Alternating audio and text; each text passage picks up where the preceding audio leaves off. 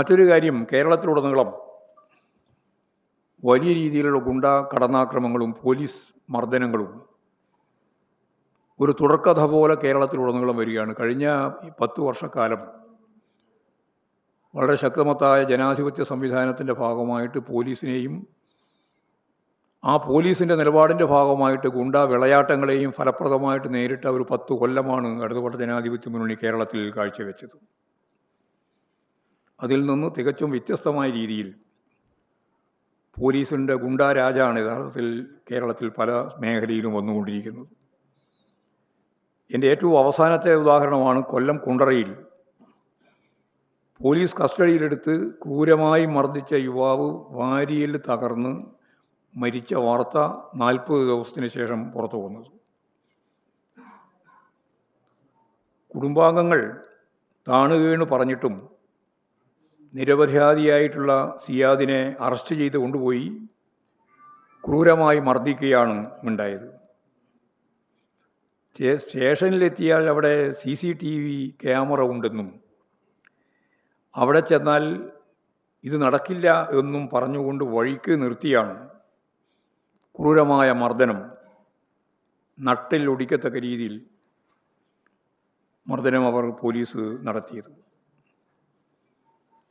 പരാതി നൽകിയ കുടുംബം തന്നെ ഇദ്ദേഹം നിരപരാധിയാണ് എന്ന് പറഞ്ഞിട്ടും കള്ളക്കേസിൽ കുടുക്കി മർദ്ദിച്ച് കൊലപ്പെടുത്തുക എന്ന ക്രൂരമായ പ്രവർത്തനമാണ് ഇവിടെ അരങ്ങേറിയത്. ഞാൻ നേരത്തെ പറഞ്ഞ പോലെ കേരളത്തിൽ അങ്ങോളം ഇങ്ങോളം ഇത്തരത്തിലുള്ള അക്രമങ്ങളും കൊലകളും നടക്കുന്ന ഗുണ്ടാ സംഘങ്ങളെ നിലക്ക് നിർത്താൻ കഴിയാതെ പോലീസ് പാവപ്പെട്ടവനെ തല്ലിക്കൊല്ലുന്ന സ്ഥിതിയാണ് വരുന്നത്. പോലീസ് ഉദ്യോഗസ്ഥനെ വിളിച്ച് പപ്പ പോയി എന്ന് സിയാദിൻ്റെ ചെറിയ മകൾ പറയുന്നതായുള്ള ശബ്ദരേഖ ആരെയും പ്രയാസപ്പെടുത്തുന്ന, വികാരപ്പെടുത്തുന്ന ഒന്നാണ്.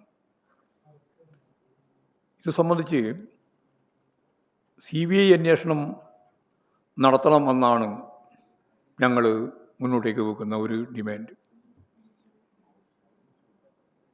ഇടതുപക്ഷ ജനാധിപത്യ മുന്നണി, പ്രത്യേകിച്ച് CPIM ഒരിക്കലും സാധാരണ നിലയിൽ CBI അന്വേഷണത്തെപ്പറ്റി പറയാറില്ല.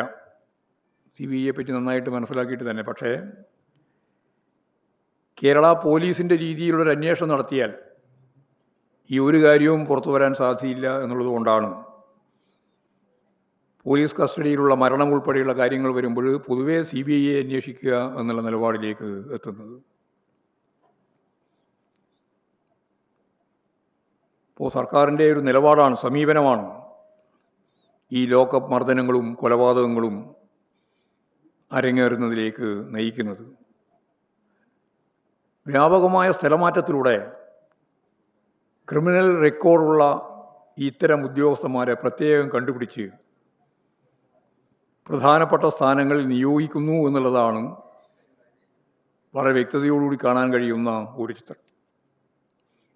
ഈ ഉദ്യോഗസ്ഥനെതിരെ ഇത്തരം പരാതികൾ നേരത്തെ തന്നെ ഉണ്ടായിരുന്നു എന്ന് UDF മന്ത്രിമാർക്ക് പോലും പറയേണ്ടി വന്ന അവസ്ഥ വന്നിരിക്കുകയാണ്. മഞ്ഞപ്പിത്തം ബാധിച്ചാണ് മരിച്ചത് എന്നാണ് ആഭ്യന്തരമന്ത്രി പറഞ്ഞത്. നട്ടെല്ല് പൊട്ടി അണുബാധ ഉണ്ടായതാണ് മരണകാരണമെന്ന് ആശുപത്രി രേഖകളിൽ വ്യക്തമാക്കിയിട്ടുണ്ട്. ഇത് കാണിക്കുന്നത് UDF സർക്കാരിൻ്റെ കീഴിലുള്ള അന്വേഷണത്തിന് ഒരു നീതിയും ലഭിക്കില്ല എന്നതാണ്. അതിനാൽ ഞാൻ നേരത്തെ പറഞ്ഞ പോലെ CBI അന്വേഷണം ഇതിൻ്റെ ഭാഗമായിട്ടുണ്ടാവണം. ആവശ്യമായ നഷ്ടപരിഹാരം ആ കുടുംബത്തിന് നൽകണം. ഇതിൻ്റെ ഭാഗവാക്കായ ഉദ്യോഗസ്ഥർക്കെതിരായിട്ട് കർശനമായ നിലപാടുകൾ സ്വീകരിക്കണം, നടപടികൾ സ്വീകരിക്കണം. ഇതാണ്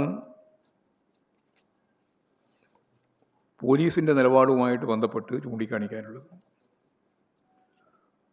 വളരെ വിചിത്രമായ ഒരു വാദം നമ്മുടെ ആരോഗ്യവകുപ്പ് കൈകാര്യം ചെയ്യുന്ന മന്ത്രി ഇതിനിടെ പരസ്യമായി പ്രഖ്യാപിക്കുകയുണ്ടായി. നമുക്കറിയാം, രാജ്യത്തിലെ ഏറ്റവും പ്രധാനപ്പെട്ട പൊതു ആരോഗ്യ മേഖല കൈകാര്യം ചെയ്യുന്ന സംസ്ഥാനമാണ് കേരളം. ലക്ഷക്കണക്കിന് മനുഷ്യരാണ് ഓരോ ദിവസവും ഗവൺമെൻറ് ആശുപത്രികളിൽ, മെഡിക്കൽ കോളേജ് മുതൽ താഴെ തലം വരെയുള്ള ആശുപത്രികളിൽ എത്തിച്ചേരുകയും ചികിത്സ നടത്തുകയും ചെയ്യുന്നത്. ഇപ്പോഴാണെങ്കിൽ കേരളത്തിൽ അങ്ങോളം ഇങ്ങോളമുള്ള വളരെ പ്രധാനപ്പെട്ട ആശുപത്രികളാകെ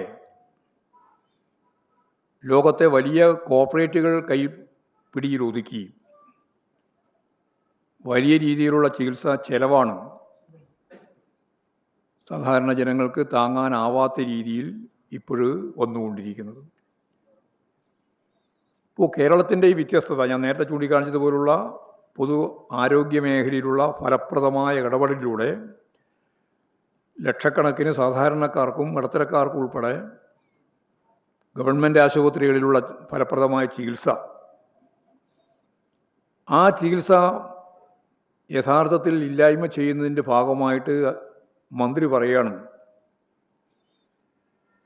ആശുപത്രിയിൽ ചികിത്സിക്കാൻ വരുന്ന മുഴുവൻ ആളുകളെയും ആശുപത്രിയിൽ പ്രവേശിപ്പിക്കേണ്ടതില്ല എന്ന ഒരു പുതിയ തിയറി അദ്ദേഹം അവതരിപ്പിച്ചിരിക്കുകയാണ്. കട്ടിൽ നോക്കി രോഗികളെ തീരുമാനിച്ചാൽ മതി. നമ്മുടെ തിരുവനന്തപുരം ആശുപത്രിയിലെല്ലാം പോയാൽ കാണുന്ന ഒരു ചിത്രമുണ്ട്, ഒരു കാഴ്ചയുണ്ട്. ആയിരക്കണക്കിന് ആളുകളാണ് ഓരോ ദിവസവും വരുന്നത്. കട്ടിലിൻ്റെ ഒപ്പവും കട്ടിലിൻ്റെ താഴെയും വരാന്തയിലൊക്കെ ആയിട്ട് ചികിത്സ തേടി ചികിത്സിച്ചുകൊണ്ടിരിക്കുന്ന നൂറുകണക്കിന് രോഗികളുണ്ട്. ഇപ്പോഴ് കൃത്യമായി പറഞ്ഞിരിക്കുകയാണ്, എത്രയാണോ കട്ടിലുള്ളതിന് എത്ര മാത്രമേ രോഗികൾ കൊണ്ടു. സാധാരണക്കാരായ ജനങ്ങൾക്ക് ചികിത്സ ലഭിക്കാത്ത ഒരവസ്ഥയിലേക്കാണ് കാര്യങ്ങൾ നീങ്ങുന്നത്. കുറച്ചുകൂടി ദിവസം കഴിയുമ്പോഴേക്ക് അതൊരു വലിയ സ്ഫോടനാത്മകമായ അവസ്ഥയിലേക്ക് കേരളത്തിലെത്തും, പ്രത്യേകിച്ച് മെഡിക്കൽ കോളേജ് ഉൾപ്പെടെയുള്ള ആശുപത്രി. ഇത് കോർപ്പറേറ്റുകൾക്ക് വേണ്ടിയുള്ള ബോധപൂർവമായ ഒരിടപെടലാണ്. സാധാരണക്കാരായ ആളുകൾക്ക് സൗജന്യമായിട്ട് കിട്ടുന്ന നല്ല മെച്ചപ്പെട്ട ചികിത്സ ഒഴിവാക്കി അവരെല്ലാം സ്വകാര്യ മേഖലക്ക് എറിഞ്ഞു കൊടുക്കാൻ വേണ്ടിയുള്ള ബോധപൂർവമായ പ്രവർത്തനമാണ് അവർ നടത്തുന്നത്. അതിൻ്റെ പരസ്യ പ്രഖ്യാപനമാണ് ആരോഗ്യവകുപ്പ് മന്ത്രി തന്നെ നടത്തിയിട്ടുള്ളത്. നമുക്കറിയാം, കേരളത്തിൻ്റെ ചികിത്സാ സംവിധാനം ഗവൺമെൻറ് ആശുപത്രികളിൽ മെച്ചപ്പെട്ട രീതിയിലാണ് കൈകാര്യം ചെയ്തത്. അവയവമാറ്റ ശസ്ത്രക്രിയ ഉൾപ്പെടെ ഗവൺമെൻറ് ആശുപത്രി, ജനറൽ ആശുപത്രിയിൽ പോലും നടത്താൻ സാധിക്കുന്ന രീതിയിലുള്ള ഉയർച്ച നേടിയ ആരോഗ്യ സംവിധാനമാണ് കേരളത്തിൽ ഉള്ളത്. അതിനെയെല്ലാം തകർത്ത് മരുന്ന് പോലും വേണ്ടത്ര ലഭിക്കാത്ത, അഡ്മിഷൻ പോലും ലഭിക്കാൻ സാധ്യതയില്ലാത്ത സാഹചര്യത്തിലേക്ക് UDF ഗവൺമെൻറ് ഇപ്പോഴും 2 മാസം കഴിയുമ്പോഴേക്ക് ചിത്രം മാറ്റിയിരിക്കുന്നു എന്നുള്ളതാണ് സ്ഥിതി.